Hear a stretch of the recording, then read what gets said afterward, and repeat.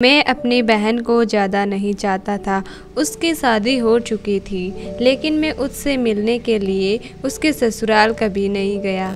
माँ पिताजी ही उससे मिलने जाते थे, लेकिन मुझे उसके घर की हालत पता नहीं थी। वो कभी कभी घर आती तो माँ उसको कुछ न कुछ सामान देती रहती। ये मेरी बीवी को बिल्कुल पसंद नहीं था। एक दिन मेरी बहन आई हुई थी तो मेरी बीवी मुझसे बोली कि आपकी बहन पूरा घर खा जाएगी, कभी दाल कभी चावल तो कभी मसाले, माँ जी कुछ न कुछ आपकी बहन को देती ही रहती है। उसकी बातें सुनकर मुझे बहुत गुस्सा आया। मैं माँ के पास गया और उसे बोला कि क्या है ये, तुम कुछ न कुछ दीदी को देती ही रहती हो। अगर ऐसा ही चलता रहा तो एक दिन हम कंगाल हो जाएंगे।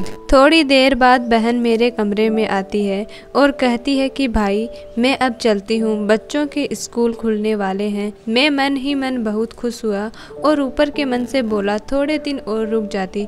वो बोली नहीं और वो दरवाजे की तरफ चली। मैं उसे छोड़ने दरवाजे तक भी नहीं गया। पिताजी की मौत के बाद ज़मीन जायदाद के 2 हिस्से हुए।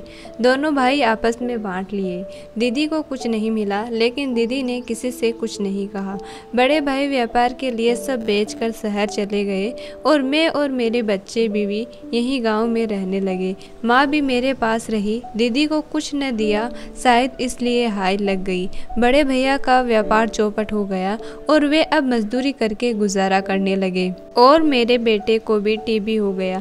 मैं एक दिन बहुत परेशान था। उस दिन दीदी घर आई हुई थी। वो मेरे पास बैठ गई और बोली क्या हुआ मेरे छोटे भाई।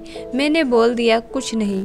वो बोली तू मेरी गोद में खेला है, मुझे पता है तेरी परेशानी, तू चिंता मत कर, ये कुछ पैसे हैं, मैंने अपने शादी वाले कंगन बेचे हैं, इन पैसों से तेरी परेशानी दूर हो जाएगी। तू ये कंगन वाली बात माँ को मत कहना। मैं अब चलती हूँ, तेरे जीजाजी और बच्चे घर आते ही होंगे। ये कहकर वो निकल गई। मैं दरवाजे तक आया तो देखा कि बहन की चप्पल टूटी हुई है।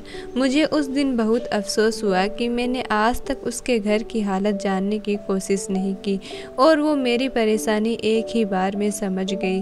सच में बहनें तो बहनें होती है, उनको भले ही हम ना समझे पर वो हमें ज़रूर समझ लेती है। दोस्तों, मैं आशा करती हूँ कि आपको ये कहानी पसंद आई होगी।